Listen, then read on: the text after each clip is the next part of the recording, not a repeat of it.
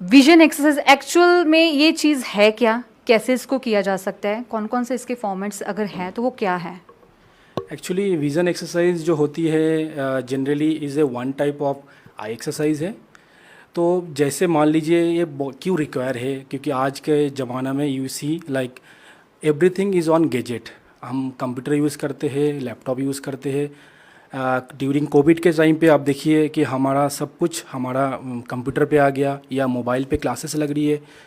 तो हम जब कोई भी चीज़ कंप्यूटर पे या मोबाइल पे देख रहे हैं तो उस टाइम हमारा क्या होता है कि हमारा जो आइज़ है, आइज़ के अंदर एक नेचुरल लेंस होती है, वो lens all the time focus करती है।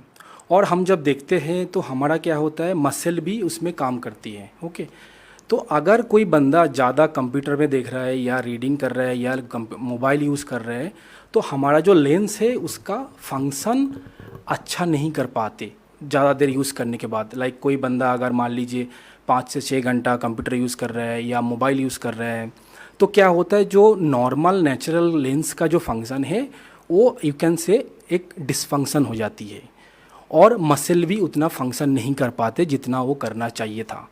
तो इस कारण क्या होती है, हमें बहुत बहुत कॉमन सिंडम है। बहुत सारा बच्चे भी है आजकल जो जॉब भी करते हैं, उनको हेडेक बहुत होती है, उनको आई स्ट्रेन होता है, आँख में रेडनेस हो जाती है, इवन कभी कभी तो लगता है वॉमिटिंग फीलिंग भी हो जाती है। ओके, तो इसको हम बोलते ओवरऑल एक कंप्यूटर विजन सिंड्रोम। तो ये एक बहुत इम्पॉर्टेंट फैक्टर से और भी बहुत इम्पॉर्टेंट थिंग्स हम विज़न थेरेपी से कर सकते हैं, जिसको हम आई एक्सरसाइज बोल रहे हैं। जैसे मान लीजिए किसी किसी को लेज़ी आई बोलते हैं कि एक आई लेज़ी है जिसका कोई मेडिसिन या सर्जरी से कोई हल नहीं है। सो इन दिस केसेस आप क्या कर सकते हो, the vision therapy is very very important role play करती है उसको इम्प्रोवाइज नॉर्मल आने में करने में। बट अभी क्या होता है, जैसे मान लीजिए किसी का लेजी आई है तो हम क्या होते हैं, हम पहले सोचते थे कि हम सिर्फ 9 से 10 साल में इसको ठीक कर सकते हैं। But now it is with the new technology, with the new software we can treat at any age, कोई भी एज दा हो जाए वो हम ठीक कर सकते हैं। तो जो आप लेजी आई की बात कर रहे हैं तो किसी को भी हो सकती है, कोई पर्टिकुलर एज होती है, बच्चों में होती है या फिर बड़ों में होती है, कारण क्या है इसका पीछे? जनरली जो लेज़ी आई रिसर्च में देखा गया, जो लेज़ी आई होती है वो 6 साल से पहले ही हो जाती है। You can say it's a developmental problem. Okay, problem क्या होती है, जैसे मान लीजिए बचपन में 1 साल या 2 साल में किसी का आँखों दा नंबर है, बट कभी कभार हमारा दोनों आँखा होता है तो हमें दोनों आँखा से हमारा मैनेज हो जाती है। ओके, बट हम उसको पता नहीं लगता है कि मेरा एक आई में नंबर ज़्यादा है, तो हम उसको इग्नोरेंस कर देते हैं। और मे भी बच्चे वो बोल नहीं पाते, दे कांट एक्सप्रेस दैट कि हमारा एक आई में नंबर है, because we are using all the time 2 eyes. तो अगर ये कंडीशन रिफ्रैक्टिव एरर की वजह से भी हो सकता है, जो चश्मे का नंबर है अगर आपने करेक्ट नहीं किया है तो उसके वजह से भी वो आपका लेजी आई बन सकती है, वन कॉज है। किसी को अगर तिरछापन है आई में, बचपन में कोई आई तिरछा है तो उसके वजह से भी हो सकता है लेजी आई। और एक कारण होती है जो किसी को मान लीजिए बचपन से ही कैटरेक्ट है, जो जिसको हमने चिट्टा मोतिया बोलते हैं। ओके, तो इस टाइप का अगर कुछ है बचपन से, उनने ऑपरेशन नहीं कराया है तो उसके बाद भी एम्ब्लायोपिया डेवलप कर सकती है।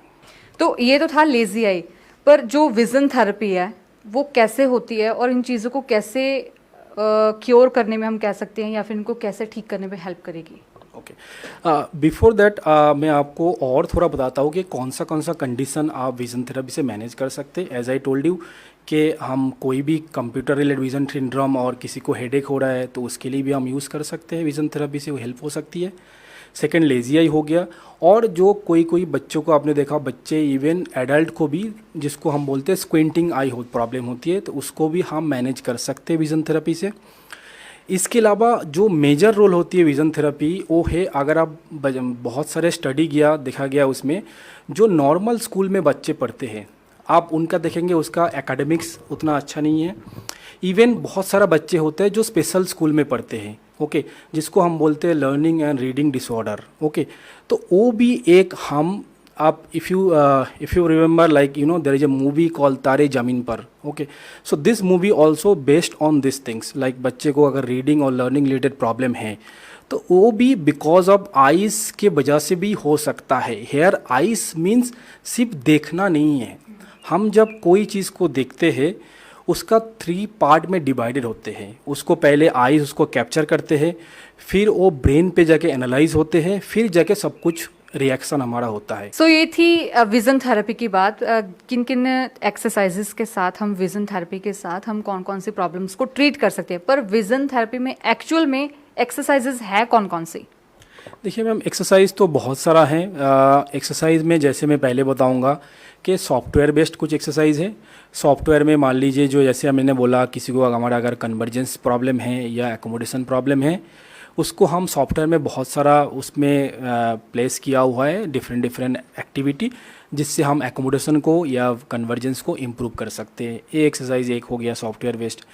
अगर कुछ मैनुअल करना है तो मैनुअल में जैसे हमारा जो आई मूवमेंट होता है उसको हम इम्प्रूव करने के लिए हम डिफरेंट टाइप ऑफ मर्सन बॉल यूज़ करते हैं। मर्सन बॉल का मूवमेंट करा के हम आई मूवमेंट को इम्प्रूव कर सकते हैं।